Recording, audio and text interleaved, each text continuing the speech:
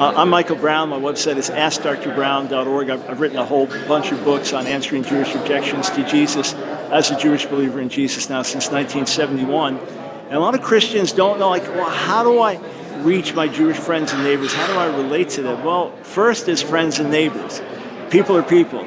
Jews are people like everybody else, and you want to build relationship. You want to love people because you love them, not to get a notch on your belt that you led a Jew to Jesus or something like that.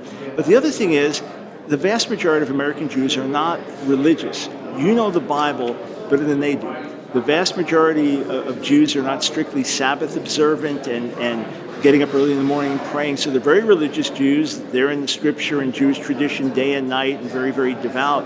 Your average Jewish person is going to be more secular, not that interested in Judaism. They'll feel very Jewish, but they're not that interested in Judaism in terms of observance. So when it comes to scripture, when it comes to relating to God, you're going to be a more spiritually oriented person than many of them. And one of the things you can do is share your testimony. That's always powerful.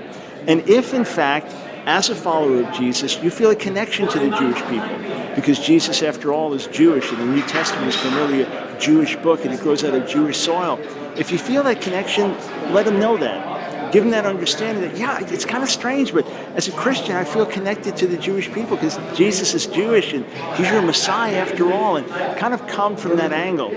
Also, if you get my book, Our Hands Are Stained with Blood, we just came out with a revised expanded edition in September. Our Hands Are Stained with Blood.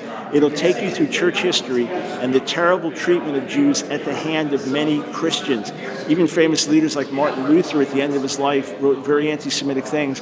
To be sensitized to this is very helpful, because many Jews, even though they're not religious, they have a hands-off thing to Christianity because they associate that with persecution, crusades, inquisitions.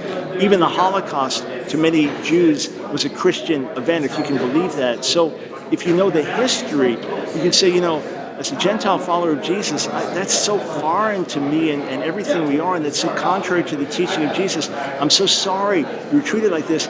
I want to show you what real Christians do and believe. And then if they're interested to dig in more, go through Messianic prophecy. Isaiah 53 is a great place to start. Say, who do you think that's talking about? Do you have a Bible in your house here?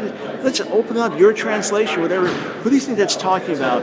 And if their hearts and minds are open, lead them to the Lord. The great majority of Jews that will get saved in America will get saved through the loving witness of a Christian friend or neighbor or coworker. That's how I was led to the Lord. And most will not come to the Lord in the Messianic Jewish synagogue or through another Jew. You could be the answer for them.